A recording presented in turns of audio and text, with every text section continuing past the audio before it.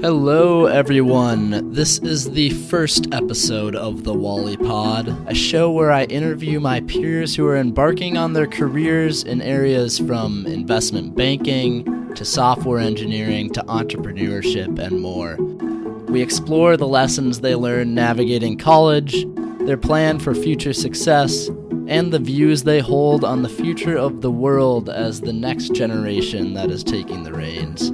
Subscribe to join me weekly for informational and motivating interviews.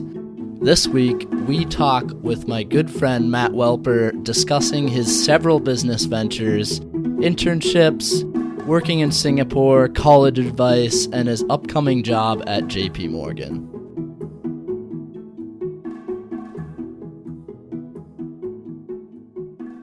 Welcome to the podcast, Matt. Yeah, thanks for having me on, Wally. We can start with a short history of us. We originally met at the University of Wisconsin and ended up living together last summer in Chicago, and we'll be moving in together again this coming fall as we begin our full-time jobs. I was trying to think how we first met. I feel like it was probably through the Investment Banking Club. Do you remember? Might have been that, or might have been business analytics too, honestly. Yeah, you may be right. I was trying to figure out what came first. To get started, do you want to give everyone a brief overview of your bio? Yeah, of course. So I guess just a little bit of background about me. I am originally from Jefferson, Wisconsin, which is just like a small farming town about halfway between Madison and Milwaukee. First jobs I had there were just a few local landscaping jobs and then work as a local farmhand at a few other places. Then throughout high school, college, started a few businesses, and that's what I mainly did for employment. Then after that, decided I was a little bit more interested in the finance aspect of things. So ended up having internships at Goldman Sachs, JPMorgan, and then I had a stint at a venture capital firm in Singapore. And I guess moving forward, I think that after school, I'll be working at JPMorgan in their investment banking division, but I am pretty interested in the impact investing and alternative investing side of things. So after working at JP, hopefully trying to get my MBA and then try to transition into alternative and impact investing.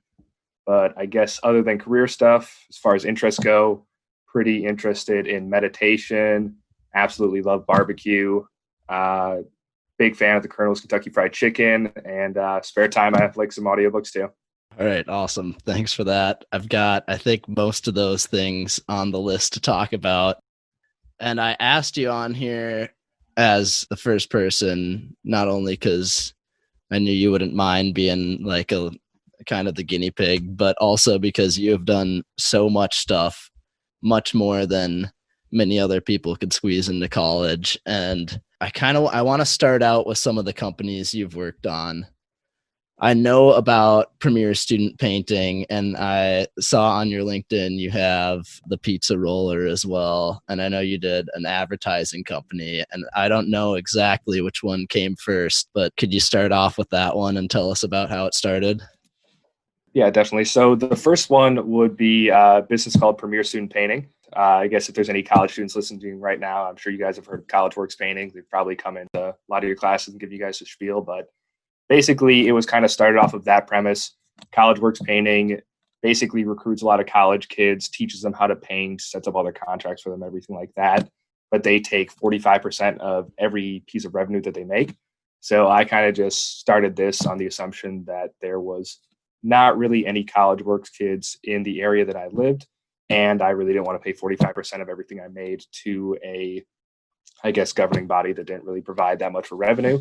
So decided to start this on my own, kind of just hired a bunch of friends from high school, other local colleges, tried going on Craigslist for a little bit, did not work that well. A lot of 45-year-old painters that drank like 2 entire liters of Mountain Dew every day that were on the painting staff that didn't work out that well. But I kind of just started the crew by myself, and then eventually got to the point where we scaled it up, started a few other franchises in Wisconsin, Minnesota, and Illinois. And then after it got to a point where it's sustainable, I could eventually just have one of the franchise owners take it over for the operations part. Then I just kind of get a pass for royalty from it now.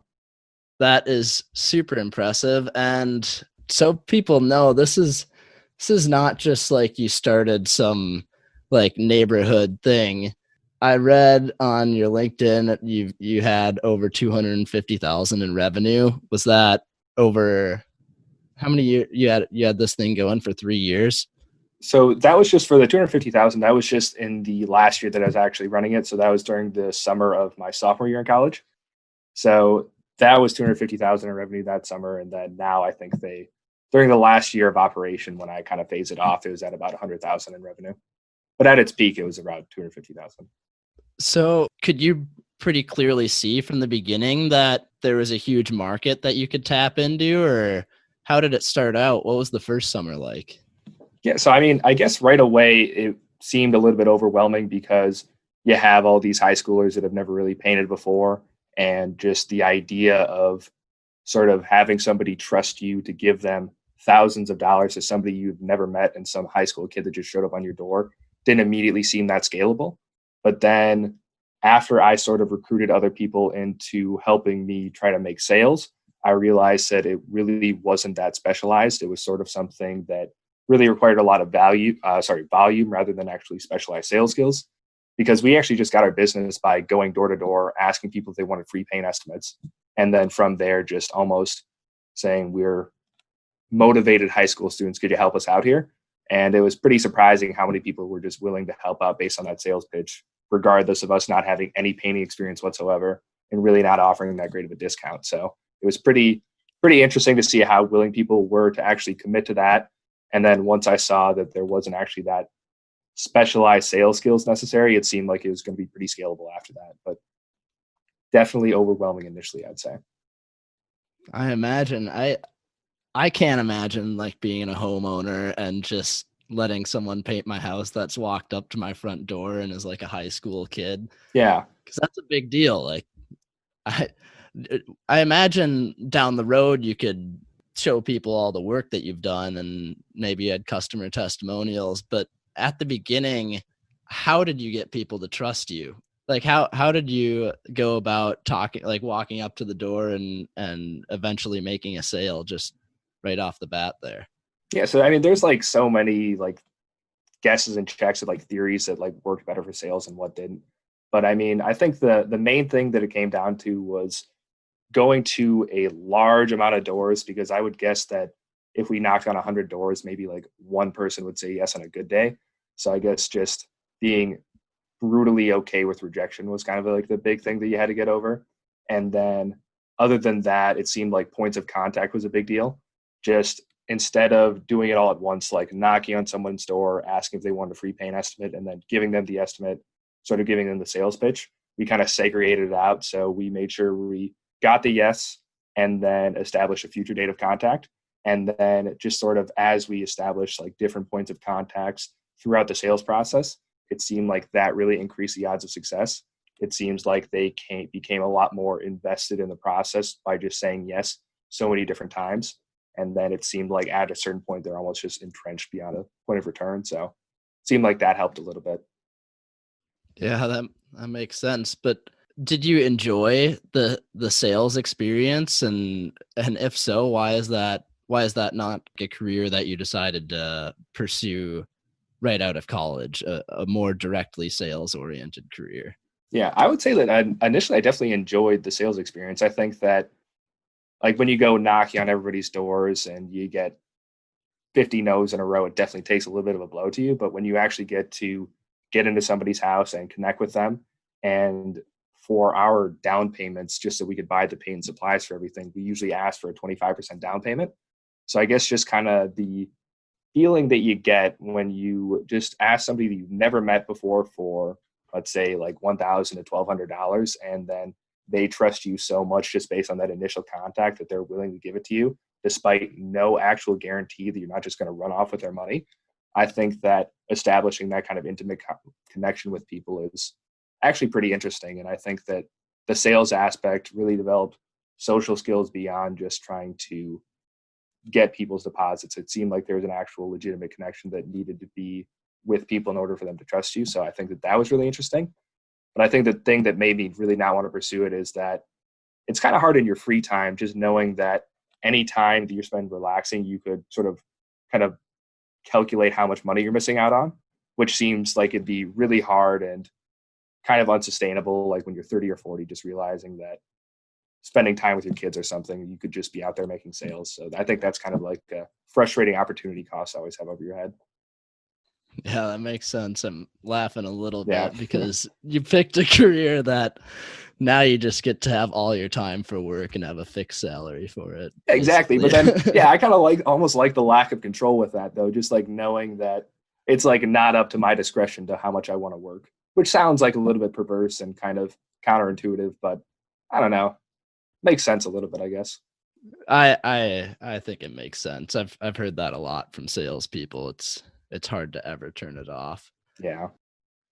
I know we could talk about this for a long time, I feel like, but you've got a lot of other things that we need to discuss. So I don't know if you want to talk about, I don't know anything about the pizza roller business. It was a pretty simple idea. I just started that with my brother going into my freshman year in college. And I mean, the idea really wasn't anything that was that original. Basically, we just saw people waiting like 3 hours in line at Ian's and like waiting for an hour for Domino's delivery right by bar hours. So we kind of just started an ice cream truck that was basically geared at selling drunk college kids pizza during bar hours. So we thought that would just be kind of interesting. And surprisingly, initially, we really didn't make that much money on the pizza sales.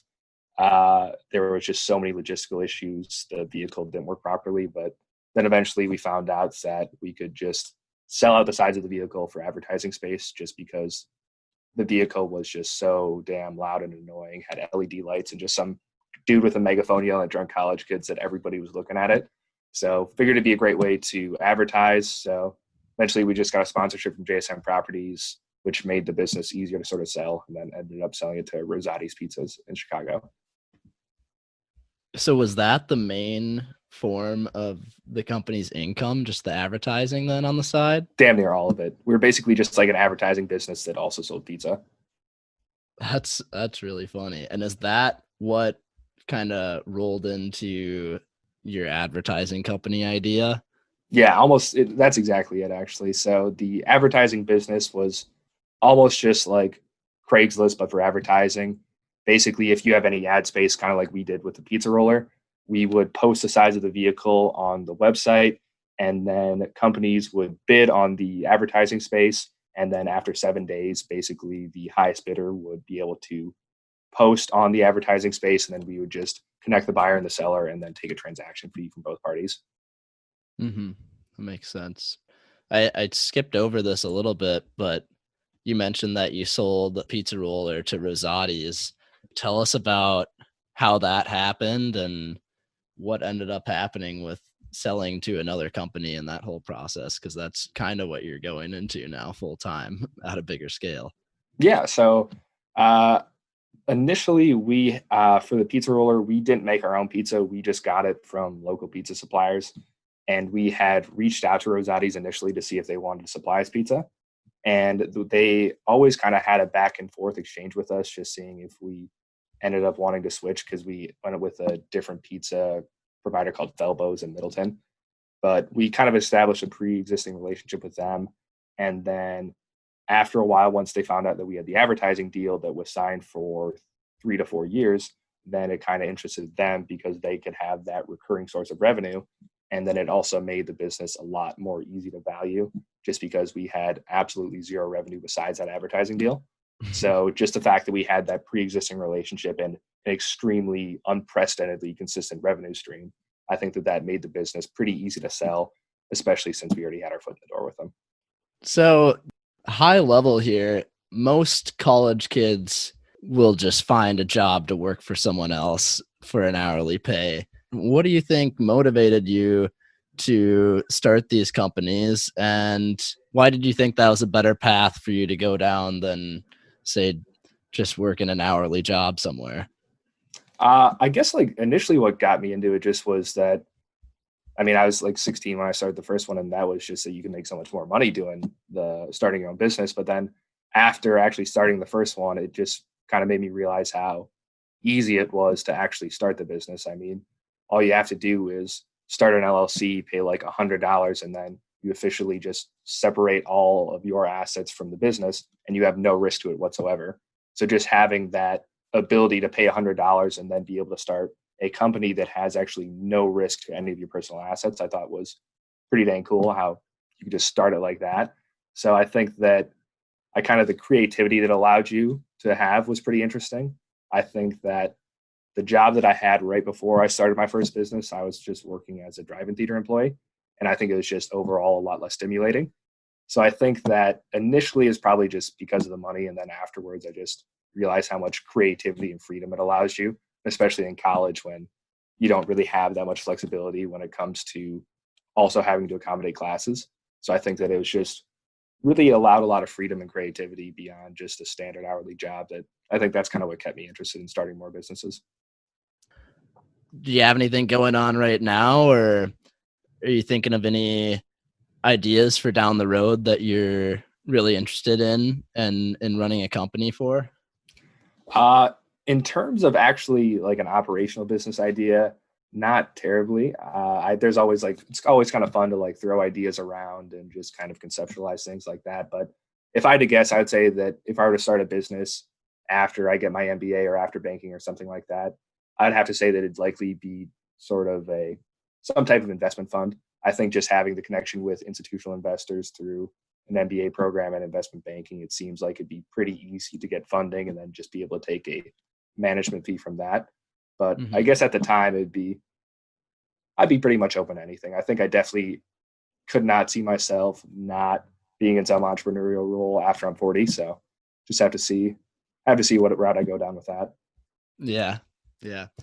We'll have to come up with some ideas and in our few hours of free Yeah. time. We'll have to get the whiteboard out in Chicago. Oh yeah, of course. So let's start getting into more about what you did at Wisconsin and your path into finance. But if you can think of just like general recommendations for people that are going into college right now or are currently in college trying to consider different career options that they have or even different major paths that they can go down, what would you say to someone that's going into college for the first time right now? I guess going off the clubs, it definitely helps to be in a professional club like was what we did in an IBC. And I think looking back on it, I really didn't do all that many clubs during my freshman and sophomore year. And I kind of wish I would have been able to explore some, I guess, non-career related paths. Like I know you were in Hoofers for a little bit, and doing something like that seems like it'd be pretty interesting, developing a lifelong skill at a really pretty cheap price that you can be able to use for a while. So I guess retrospectively, I kind of wish I would have done a few more of those. And then also kind of similar to what you did, when I got to like my senior year, that's when I had a lot of credit space available. But at that point, I was kind of looking at taking like a comp sci class or something like that. But eventually it just seemed like if I'm going to only take one comp sci class, it doesn't seem like it's going to really add that much value.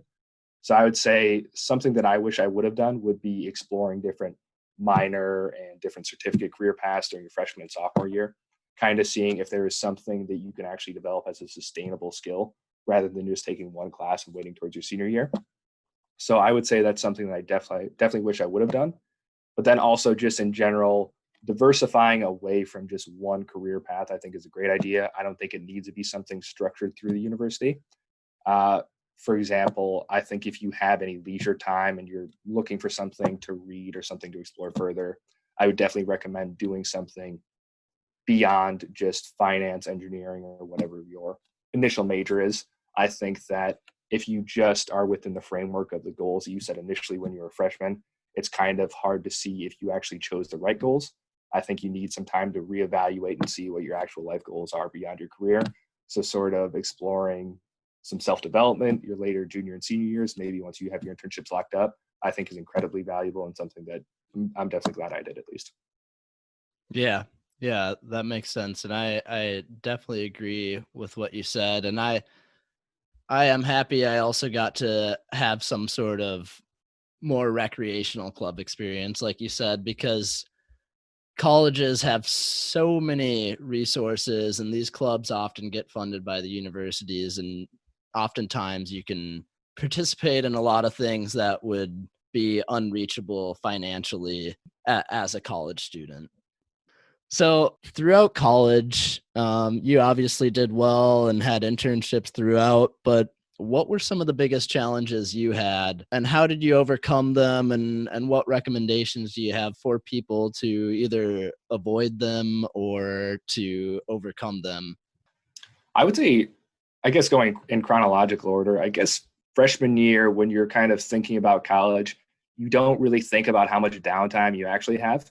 So, I mean, I remember when I got to college freshman year, I tried to take like 13 credits for a semester. And I think that was a good move workload wise, but I didn't really realize how much free time I would have just literally like 8, 10 hours a day where you weren't in class and maybe didn't even require that much homework. So I think just having some immediate sort of a to-do list that you have with your free time, just maybe if you have a certain amount of books that you want to read, if you have any outside activities or maybe even entrepreneurial stuff that you want to pursue. I think that that was huge freshman year because I guess a lot of people that go to Madison aren't really people that are familiar with having that much downtime, especially with the amount of high school activities you need to get into a college like that. So I think that that was a little bit of a shock. So I think that having like a little bit of a, I guess, extracurricular to-do list and a list of activities that you can participate in case you just are really someone who doesn't like downtime like me. So I think that that was really nice. Uh, I guess other challenges would be, I remember during our sophomore year when we had the first investment banking recruiting season, that was incredibly stressful because we didn't really know that the recruiting season was going to be moved up and just how volatile the process was in general. So I think something that would help there would just be not really comparing yourself immediately to the people you're recruiting against at Wisconsin.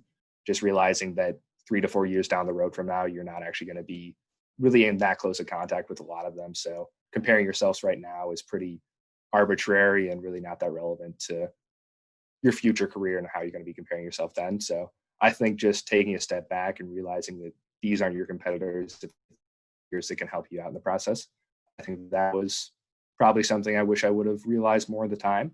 And I think also probably not the most intellectually curious advice, but something that I did that kind of like freed up a lot of time was if there's a class that really didn't seem that interesting to me, that I knew had a really low grade distribution, was going to be a lot of work.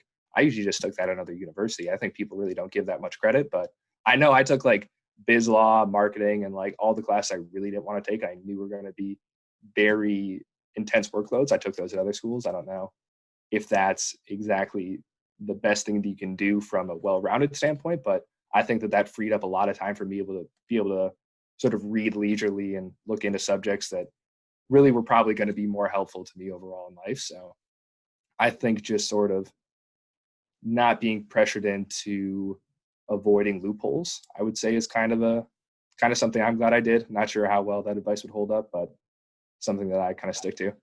Yeah, I mean, I think I did not do that, but I think that's great advice, not just for like certainly for classes that maybe like you said have are difficult but maybe not that helpful to you, but just in like a way to save money. I think people should Yeah. really look into that more. I wish I had. I think it should certainly be considered for gen eds that people take freshman and sophomore year. Like I do not know why it's not more of a thing for people to take online courses for even like half their schedule freshman and sophomore year. Yeah, exactly. Especially for people at private schools or paying out of state tuition. That's got to be such a good way to save money.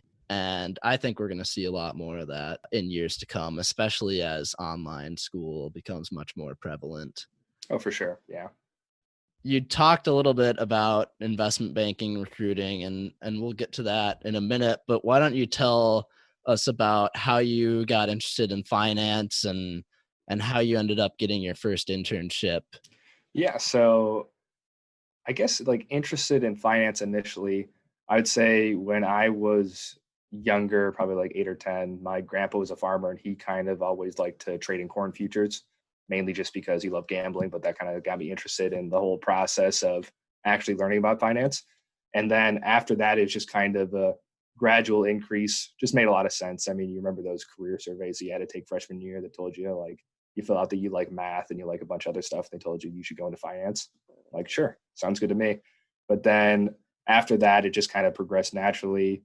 enjoyed the finance classes more than I liked any other quantitative business classes. So just seemed like a natural fit. And then from there, worked at Goldman my sophomore year in the credit research division. And then that kind of gradually funneled me into investment banking.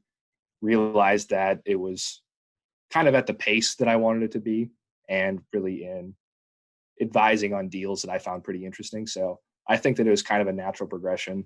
I could have seen myself easily in consulting or any different career path. I think that it just happened to be that I naturally progressed into investment banking with my first job. So not really a calling for me, but definitely glad that I ended up there. Mm-hmm. So can you tell us more about what that recruiting process was like for your first internship? It's becoming more common for people to have internships after sophomore year, and a lot of us did, but it's definitely difficult with so many firms requiring that you're a junior or just looking for people more or deeper into their college career. So how did you go about getting that internship?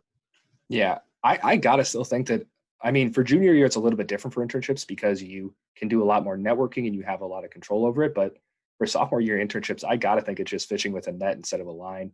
I think it's just like applying to literally hundreds of places and then maybe ranking like your top 30 and like sending out a few cold LinkedIn messages to alumni. But other than that, I think that there's just some places that just kind of don't take juniors, and you kind of have to apply with an absolutely huge net and see which ones actually bite. And then from there, just actually reaching out to people, even if it's not like the most fair meritocratic process that you have to reach out to people instead of having them evaluate you as a candidate. I feel like that's just kind of how it is, especially sophomore year. So I think it's got to be just volume for me, because I know I applied to like 200 places, and then Goldman I didn't really hear back from until at least October. So I think that just kind of got lucky that way. So you heard back from them that you got the interview. How did you go about reaching out to people at the firm? I imagine you didn't personally know anyone at Goldman Sachs in Salt Lake City. Yes, I just had the first round interview, and then they really don't provide that much transparency when you apply just like a general application. Like if you do it through a club, obviously you're going through certain alumni and there's going to be people reaching out to you. But when you just do it through like the general application on their website, there's HR doesn't really reach out to you that much. So I just reached out to a UW alumni. They kind of just gradually connected with more UW alumni that were actually closer to the people that were making decisions about the recruiting process. So it was kind of nice how the UW alumni actually just look out for each other, and they're definitely willing to actually guide you along the process rather than just kind of getting on the phone and giving you just very general advice. I was very surprised with how practical the process was. So I think that just getting on the phone with somebody, it's kind of interesting to see how eventually they connect you with someone who actually has decision-making ability. Mm-hmm. And can you tell us about the internship, credit research, what you were doing, and why did you end up continuing down the path of investment banking? Did you consider sticking with some sort of research role at a bank? Yeah, for sure. So I actually really like credit research. And to be honest, I think I might actually like the analysis alone better than investment banking. I think that it really had a lot of overlap. The primary thing that we did was that we looked at the credit quality of company that Goldman had fixed income exposure to, just from a qualitative standpoint, looking at their revenue quality in terms of how well they were diversified, and then also looking at them from a quantitative standpoint, just projecting out their cash flows, determining the probability of default, which I thought was really a lot more quantitative than the investment banking analysis. The thing that I didn't like is really the end use of the analysis. We would kind of give our recommendation to the investment banking division about whether or not they should be able to sort of upsize their loans, if they should sort of reduce their exposure and syndicate part of it off. But it seems like the actual action of the investment banking division wasn't really that correlated with our advice. So while I like the analysis, it just didn't seem like the actual reports were that actionable. It just seems like we would usually tell them like, you probably shouldn't lend, and then they would lend anyways. So Yeah. I guess that was kind of something that deterred me, and that's kind of what made me want to go into the investment banking division. Just knowing that they had actual actionability, that the work that you would be doing as an analyst, while you didn't actually get to interact with that many clients, you were actually putting together materials that would have a pretty significant influence on a large scale transaction.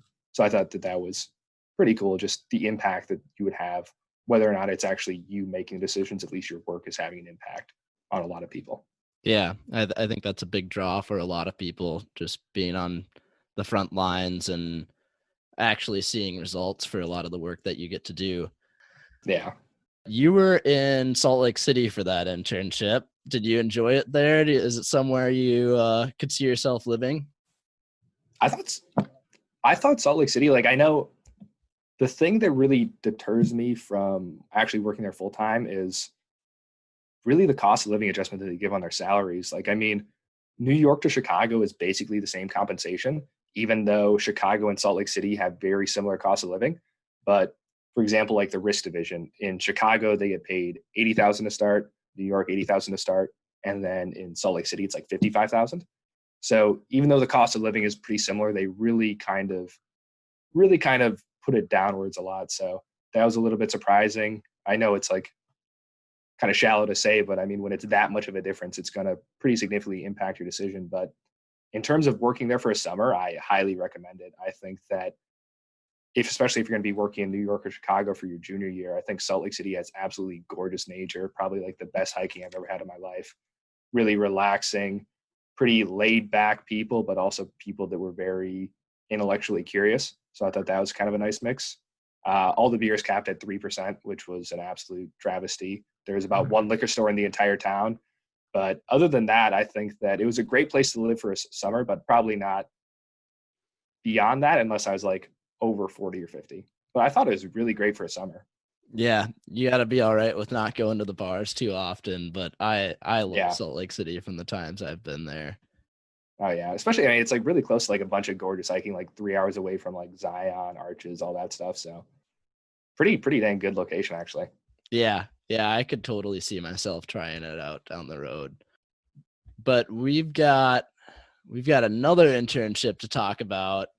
You're in Singapore this past year. Tell us about that. You took a semester off to go abroad. Tell us about that. Yeah, basically was going to graduate in 3.5 years. Kind of worked out for me to take the fall semester off because then I could get a cheap sublet. Maybe because, well, I guess pre-COVID, a lot of people just went abroad during their spring semester. So I figured it'd be more logical to go fall semester since it really didn't matter when I was graduating. But I guess the work that I did there, I thought was incredibly interesting. I really didn't get paid much at all. It's like $1,000 a month. So was pretty, it was actually, I mean, like went out to about like $3 an hour, which was kind of demoralizing. But I think that the work actually was probably more interesting than investment banking and working at Goldman. Basically, I was stationed on a portfolio company of the private equity firm, and the portfolio company was an alternative lender that provided capital to impact lenders. And it was basically my job to assess all of the lenders, the impact lenders that the portfolio company lent to from a credit standpoint. So I just developed a regression-based credit model that sort of evaluated both the traditional metrics of the company, like their credit and financial risk, operational, but then also the CFO of the portfolio company wanted to try to quantify the impactfulness of each company. So I think that trying to quantify impact was really something that was quite counterintuitive and interesting. And I think that's kind of what got me interested in impact and alternative investing and what kind of made me want to eventually go into it in the future. I think that trying to quantify things like impact and other non-traditional variables was really interesting. And just the fact that if you can actually quantify correctly, you can allow for investors that are impact conscious to be able to allocate their capital to, I guess, end uses that would be really the most efficient in maximizing the impact of each dollar. So I thought that just overall, in terms of intellectual satisfaction, it was really interesting. And just the end use of what you'd actually be doing with the research was even just icing on the cake. So thought all around was really great besides the pay. But Yeah, it it's okay. sounds like an awesome experience. Was it interesting? I imagine a lot of the deals the company worked on were cross-border. Is that right? Yeah, they mainly did. I mean, Indonesia is just a huge market in terms of credit right now. And then Thailand, a lot of stuff in India, some stuff in China as well, but mainly just the Southeast Asian countries. So would you have to, or how would the company deal with different regulatory environments in terms of making sure that whether it's like a supply chain is environmentally friendly or whatever the purpose of the investment was, were you guys doing some sort of auditing on those investments? Yeah, so it actually worked out with since we had a bunch of other portfolio companies in the PE firm. So a bunch of other portfolio companies had locations in Indonesia, China, Hong Kong, a lot of the places we did business in. So we would actually be able to do a lot of partnering with them. So we could do lending through them. So we actually could do actual loan assessment on the loans that we're giving out individually. So for example, one of the other portfolio companies was called Shopback, which is just kind of like one of the biggest like e-commerce companies in Southeast Asia. So we could just provide microloans for people wanting to purchase appliances there.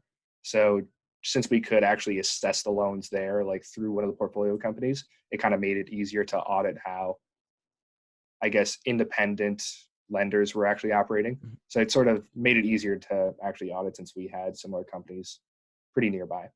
Yeah, interesting. And I think people don't consider a semester off enough. And Yeah. being graduated now, I've realized how impactful just having another internship can be. I think it's a lot easier for people to step into a new company or like potentially a better internship from already having the experience than if they were to graduate early, go to a full-time job, knowing that they wanted to kind of use it as a stepping stone to a better company or a different job.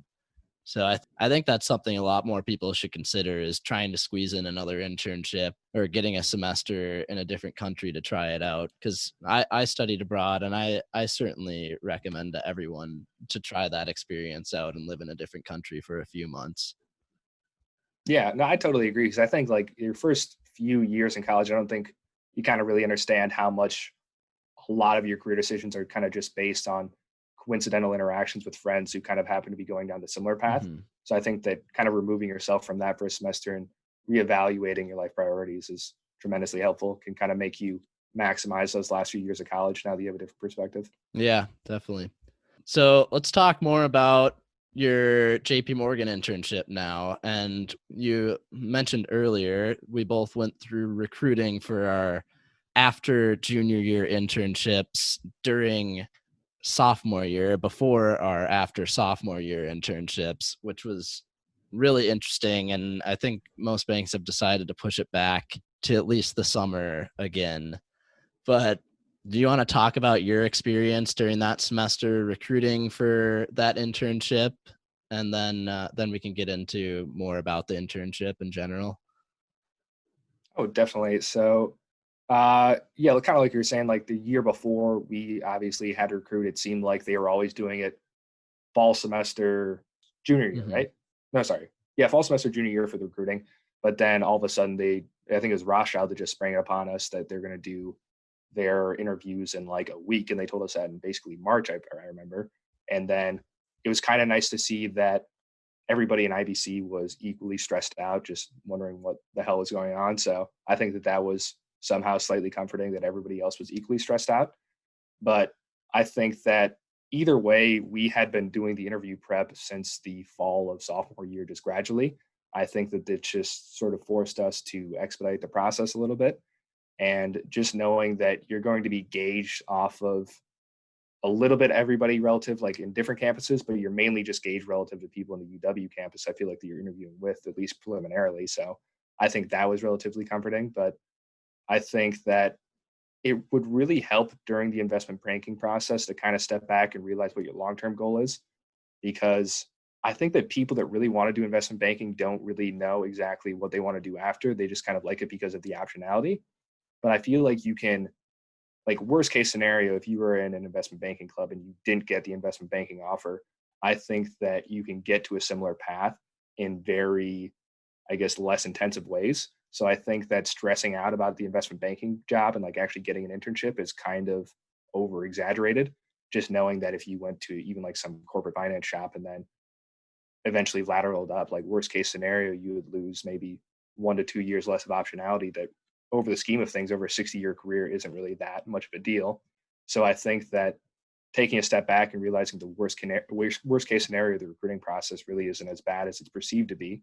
Just that the recruiting process, comparing yourself to all the people that are in similar shoes to you, kind of makes you stress out about it too much. But I think that for me, it would just help to take a step back and realize that the investment banking internship is really not all that important in terms of your long-term goals. It's just really nice for optionality in the short term, but it's really not something that's necessary to be able to get to where you want to go usually. Yeah, I think that's really good advice. I think there's a lot of undue stress with it, but career specific clubs are probably the most helpful thing in college for you to be able to lock down the career that you're headed down, that you're targeting at least. And for people who are really interested and set on investment banking and maybe down the road are trying to get an internship, what do you think worked best for you for interview prep and networking and just really being able to lock down that internship? Yeah, I think it's definitely nice to have at least a running list of where you want to be putting most of your time, because I think that almost everybody in the club almost applies to damn near every vacancy that's possible. I think I know I applied to almost 40, 50 banks. So I think that just having a running list based on the people that you like so that you can allocate your time efficiently, just being able to reach out to UW alumni, at least your top 5 to 10 places as much as you can. So I think that having a running list definitely helped. I think that starting the prep as early as you can, just going through the M&I guide and brushing up on your technicals, I think that it's extremely necessary, just since almost none of it is covered in our actual UW-Madison curriculum. So I think that starting that your fall semester, sophomore year really helps a lot, kind of takes the pressure off and makes you feel more prepared when you actually get to the interviews. But other than that, I would say that just in the networking, making sure that you're authentic, just putting yourself in the shoes of the investment banking analyst you're talking to. I think that they get a lot of requests for these kind of chats. So it definitely helps to level with them and not really kind of hype them up too much. Don't do anything that seems disingenuous. I think that kind of helped a lot. But I would also say having a template for each one of your interviews that you can easily edit, because I think there's a lot of overlap in the investment banking interview questions. So just realizing kind of the overlaps and keeping a running tally of the questions that you get throughout the processes.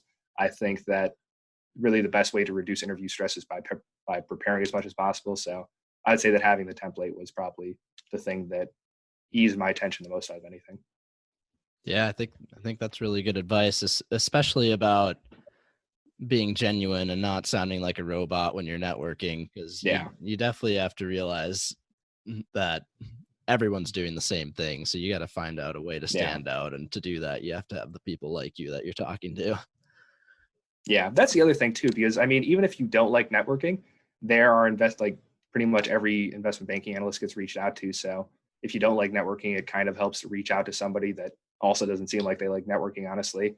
Instead of going up to the people at the info sessions that have 8 people around them and going like a vulture trying to get one word in so they remember your name, I think is not nearly as helpful as going to the one guy who seems a little bit less social, but would definitely appreciate the interaction more. Yeah, and just don't be afraid, I think, to just have a regular conversation with some of these people too. Your main goal is just to get to know them, and hopefully they like you to pass along your name. Yeah. So you got the internship at the end of sophomore year, then you went on to work at Goldman Sachs in Salt Lake City. Was there anything weird that came up with that? Did you even mention to Goldman Sachs that you had that job locked down for the next summer? So they kind of knew right up front, and normally that would actually be pretty advantageous, I think, now, especially with recruiting being pushed back to late fall, because they have a really great internal mobility program. So I think that if you could sort of lock down something like that your sophomore year, I think that really facilitates a transition into investment banking recruiting if you want to lateral into that. But for me, it actually kind of was a disadvantage, because in order for them to actually do the internal mobility, you had to wait until after everybody actually applied during the spring semester of sophomore year. So basically, by the time I got to the internal mobility applications at the end of the summer, it seemed like it was almost pointless because all the spots were filled. But I think going forward, that would probably be advantageous, just being upfront with the people that you're with and expressing your intention to lateral Mm-hmm. to a different division. I think it's incredibly common. And I think that going forward, when there's actually fall recruiting, I think that that'd be in a great spot to be if there's a firm that you like. So going in and trying to get like a non-revenue generating division your sophomore year that is actually likely to take you, something like credit research or asset management or something like that, that maybe is more tolerant of sophomores, would probably be actually helpful going forward. But unfortunately it wasn't for me because of the spring recruiting. Because when did you end up signing your offer for your JPMorgan internship? I think I signed that like early May, and the internship at Goldman started late May. So at that point, I think I was just pretty upfront with them, Okay. which I think if you were actually trying to lateral in would be a good way to do it because they seem supportive of it. Yeah, that makes sense. Do you want to get into talking about your internship at JP Morgan and what that experience was like? You're obviously going back, so you liked it enough. And there's one team in Chicago, is that right? Yeah, so they just have industrials in Chicago. And actually, I think that there was a pretty unique mix because they had, I think the JP Morgan Industrials division for investment banking in Chicago has the highest revenue count per head of any division in JP Morgan, except it was still a very laid back office, which is odd because usually you would think if there's a high revenue count, there would be a lot of MDs that were actually producing revenue. But there was basically just two senior MDs that were out selling almost all the time. And then everybody else in the office was kind of just young VPs, associates, and analysts. So it was very laid back, but we still had solid deal flow, which was kind of a unique mix. So the fact that they were always out pitching meant that as soon as they left at like 3 o'clock, everybody's shirts came untucked, somebody jumped on the aux cord, and it was just a really laid back environment, which I really liked. But I guess kind of having that mix of just strong deal flow, but still almost no seniors in the office was really quite a unique mix. And I think that that's really the main thing that made me want to go back. And what about living in Chicago? I mean, we were there together. Were you just as open originally to being in Chicago as you were in New York? What were your thoughts on where you wanted to live after school? Yeah, so I've gone like back and forth about this a little bit. I think that I really like Chicago mainly because I knew that I was going to get the MBA after. And I think that the MBA is kind of like a reset in terms of recruiting. So just being in Chicago, being able to get the same salary at a lower cost of living and being just in an area that I enjoy much more. I just really like Chicago more than New York in terms of livability. So I think that that was kind of a no-brainer for me. But just looking into it, it doesn't seem, other than, I mean, you can chime in here if you see like anything different, but it seems like the main advantages for New York is that if you want to go into like a New York City mega fund or something like that, it seems like it'd be a little bit, quite a bit more difficult if you went from Chicago. But other than that, it seems like your odds of getting into like a solid middle market PE firm or having the optionality to go to a different route, it seems like it's very similar Chicago to New York. But maybe you can correct me if you see anything else advantageous about working in New York, especially if you don't like living in New York. I do think one of the clear benefits is probably just easier access to the mega funds for private equity if that's Yeah. something that people are really interested in. Okay, so you've mentioned an MBA quite a few times. What's the thought process behind that? Why are you so set on it? I know it's becoming less and less common, but still like an excellent place for networking and, like you said, pivoting your careers. Yeah, for sure. So, I mean, like you said, like there's a little bit of a debate about what the actual benefits of an MBA are. In terms of short term, especially if you want to stay in investment banking, I would say that it is short term benefits. It's almost useless. I mean, let's say that you were an analyst for 2 to 3 years at an investment banking firm. You went and got your MBA. You'd be coming in at the exact same position as if you didn't get the MBA, and you'd have basically $180,000 left in your pocket. But I think that, I mean, I guess it's the same kind of, even if you're going into private equity, I guess it's a little bit of a boost and helps you get into maybe a little bit better of a firm, but you could have made that jump just as easy before you got your MBA than afterwards. And some people would argue that it even hurts your chances of getting into that program because it's more competitive strictly out of the MBA program. But I think that the long-term benefits is really what does it for me. I think that just having that connection of the network of people that will also be going into investing, and especially if I want to be able to eventually start my own business or start my own fund, I think that having those connections will really help entrepreneurial wise. But I guess I really do see the ambiguity of the benefits of the MBA short term. But I think the thing that will do for me long term is the connection with the network and then just the reputability associated with it that makes it easier to raise capital. Yeah, that definitely makes sense, and I think, as far as I know, pretty spot on the long-term benefits of it. Let's see. I've still got some questions if you have time. Kind of go through like a speed round, I guess, or we'll see how long it takes to answer these Yeah, questions. cut me off whenever you need to. All right, sounds good. So let's start off with, you don't have a job right now. You get like a couple million in funding. What industry or what company do you think you'd want to start? But we have all the same problems that we do right now and all the same technologies. So this is something that you'll be working on for the next 20 years of your life or more. What industry, what area excites you the most right All now? right, I'll give you like the answer that I would go with if I just want to have a lot of fun for 20 years, and I'll go with a different like actual practical answer to that. But I gotta say I would start up like 5 barbecue joints if I had like $1 million. I think that that'd probably be like the best way that I could maximize my happiness. Like I've never seen like a sad barbecue joint owner, and it just seems like so fun. Like actually developing the recipes and like bottling your own sauce. Like there's so many different avenues you can go off of besides the actual restaurants. I think that that would just be so damn fun too. So that'd be my fun answer.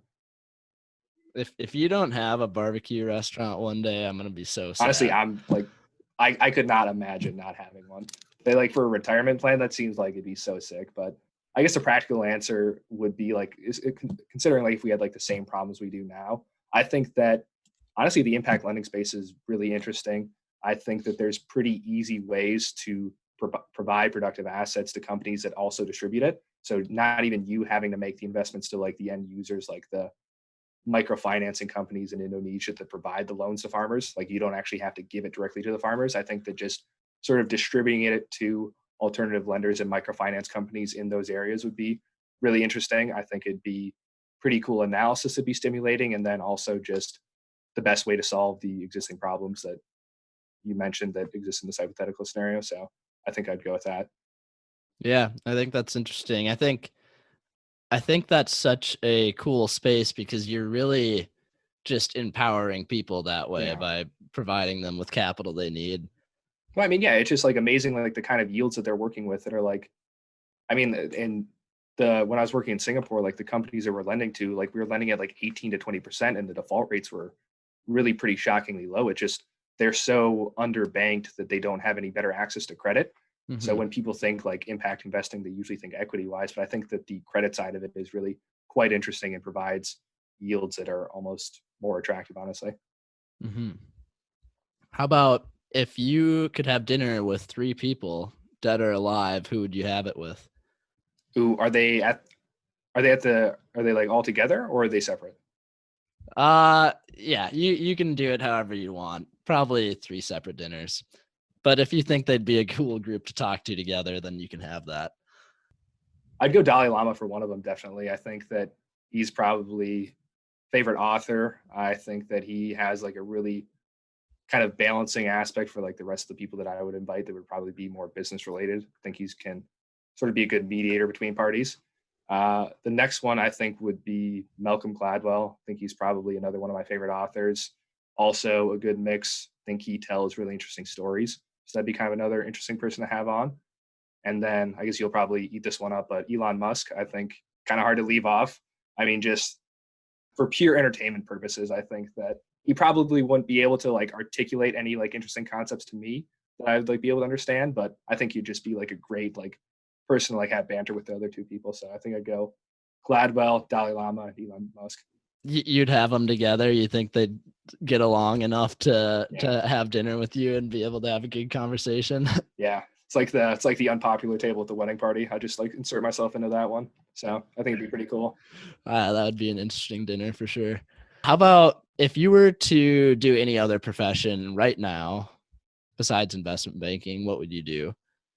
I think that psychotherapy would be incredibly interesting. I think that just being able to like establish intimate connections with people and then also just being able to simultaneously learn about how the brain functions and other unconscious patterns of the brain would be a chance to learn how to connect with people while simultaneously learning how to better understand your own brain. So I think that would be definitely something that I'd want to go into if I couldn't do anything related to finance. Interesting. Have you been meditating lately? Yeah, I've been reading like a bunch of. There's like an author called Mark Epstein. He got like his PhD from Harvard in economics, and then he went to India to learn how to meditate for like 4 years, and like met with the Dalai Lama and a bunch of other interesting monks, and then came back, got his PhD in psychotherapy. So he like provides like an interesting bridge between like the rational economic side of things and then like the psychotherapy side, with also like reconciling the Buddhist meditation styles as well. So I think that that's really interesting, kind of probably would provoke the answers. Interesting. Yeah. And I guess this kind of leads into this, and you could give the same answer, but do you have a book or favorite book that you recommend that everyone reads, or even a specific group if you have that in mind? I guess like a specific book that would be like a great one, especially for like beginning meditators, would be 10% Happier. I think that it'd be good, especially from like a finance industry perspective, just kind of looking at that with a little bit of initial skepticism, as I know I did, just because the like pop culture associated with meditation is so over exaggerated and really kind of over promising. But I think he kind of goes at it from like a very skeptical, rational perspective, and really rationalizes why meditation is realistic and something that anybody can do. So I would say 10% Happier by Dan Harris would be a great starter book. Yeah, I love that book too. What about any other books just in general outside meditation? You have any recommendations for people to read? Any books that have been really impactful in your life? I would say the Blink by Malcolm Gladwell, I think, is a really good one, because he in the book he sort of talks about like really how, I guess, effective the subconscious is at making decisions. It kind of like examines the overall thought process that goes into how the subconscious works, and it kind of provides a little bit of a contradiction to thinking that rational thinking is really the only way to make effective decisions. So I think that Blink by Malcolm Gladwell is a really interesting non-finance, non-meditation one. Interesting. I haven't read that one yet, but I'm a big fan of Malcolm Gladwell, his books and his podcast. Yeah. Well, Matt, I don't want this to run too long, but it's been fun, and I really appreciate you taking the time to come on. Thanks for having me. Thanks so much for listening to the show. I've got some exciting interviews coming up, so please subscribe wherever you get your podcasts. My email is in the About section if you care to give any feedback or have any questions. I'm Wally Estenson, and you've been listening to the Wally Pod.